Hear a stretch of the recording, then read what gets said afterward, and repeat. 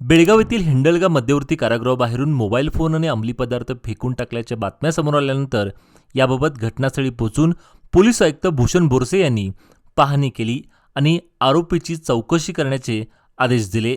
माध्यमामध्ये प्रसारित झालेल्या व्हिडिओ फुटेजची तारीख आणि वेळ पडताळली जात आहे. तसेच हा व्हिडिओ नेमक्या कोणत्या कॅमेऱ्यातून रेकॉर्ड झाला आहे आणि कोणत्या दिवशीचा आहे याची तपासणी सुरू आहे. तपासणीनंतर सविस्तर चौकशी केली जाईल असं पोलीस आयुक्तांनी सांगितलं.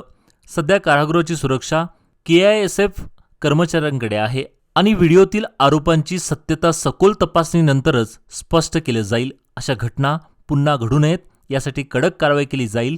तसेच कारागृह परिसरातील सुरक्षा अधिक कडक करण्यात येईल.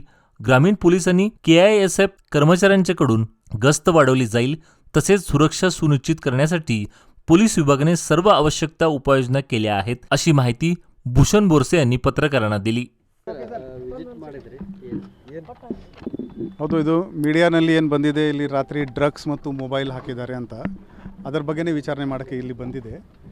ಆ ವಿಡಿಯೋ ಡೇಟ್ ಟೈಮ್ ಏನಿದೆ ಅದು ಇವರಿಗೆ ನಮ್ಮ ಇಂಡಸ್ಟ್ರಿಯಲ್ ಸೆಕ್ಯೂರಿಟಿ ಫೋರ್ಸ್ ಔಟರ್ ವೆರಿಫೈದು ಏನು ವಿಡಿಯೋ ಮೇಂಟೈನ್ ಮಾಡ್ತಾಯಿದ್ರೆ ಅಲ್ಲಿ ನಾವು ಚೆಕ್ ಮಾಡ್ತಾಯಿದ್ದೀವಿ. ಇನ್ನೂ ನಮಗೆ ಅಧಿಕೃತ ಅದರ ಬಗ್ಗೆ ಕಂಪ್ಲೇಂಟ್ ಬಂದಿಲ್ಲ. ಅದು ಬಂದರೆ ನಾವು ತನಿಖೆ ಮಾಡ್ತೀವಿ. ಬರೋ ದಿನಗಳಲ್ಲಿ ಇಲ್ಲಿ ಹೆಚ್ಚಿನ ಪ್ಯಾಟ್ರೋಲಿಂಗ್ ಮಾಡಿಕೊಂಡು ಈ ಥರ ಘಟನೆ ಆಗಬಾರ್ದು, ಅದು ನಾವು ನೋಡ್ಕೋತೀವಿ. ಸರ್ 3 CC ಕ್ಯಾಮ್ರಾ ವಿಜುವಲ್ ಇದೆ ಸರ್ ಅದರಲ್ಲಿ. ಹಾಂ, 3 ಡಿಫ್ರೆಂಟ್ ಇದೆ, ಒಂದೇ ಇಲ್ಲ, 3 ಇದೆ. ಅಂದರೆ ಕೆಲವೊಂದಿಷ್ಟು ನೀವು ಏನು ಮಾಡ್ತಾ ಇದ್ದಾರೆ, ಹಳೆಯದು ಒಂದು FIR ಮಾಡಿದ್ದೀವಿ ಅನ್ನುವಂಥದ್ದನ್ನು ಹೇಳಿ ಈಗಿಂದ ಮುಚ್ಚಾಕುವಂಥ ಪ್ರಯತ್ನ ಆಗ್ತಾ ಇದೆ ಅದು ಅವರದು ಪ್ರಿಸನ್ ಡಿಪಾರ್ಟ್ಮೆಂಟ್ದು ಇಂಟರ್ನಲ್ ಮೀಟಿಂಗ್ ನಡ್ತಾ ಇದೆ. ಆ ಕ್ಯಾಮೆರಾ ಯಾವುದು, ಡೇಟ್ ಯಾವುದು, ಟೈಮ್ ಯಾವುದು, ಅದು ಫಸ್ಟ್ ಅದು ಎಸ್ಟಾಬ್ಲಿಷ್ ಆಗಲಿ. ನಿನ್ನೆ ಇತ್ತು ಅಥವಾ ಮುಂಚೆ ಇತ್ತು ಅದು ಎಸ್ಟಾಬ್ಲಿಷ್ ಆಗಲಿ, ಆಮೇಲೆ ಅವರು ಅದರ ಬಗ್ಗೆ ಹೇಳ್ತಾರೆ. ಸೆಕೆಂಡ್, ಈ ಥರ ಮುಂಚೆ ಕೂಡ ಆಗಿದ್ದಾರೆ, then also it is a cause of concern. ನಾವಿಲ್ಲಿ ಆಲ್ರೆಡಿ ಇಂಡಸ್ಟ್ರಿಯಲ್ ಸೆಕ್ಯೂರಿಟಿ ಫೋರ್ಸ್ದು ಸೆಕ್ಯೂರಿಟಿ ಇದೆ.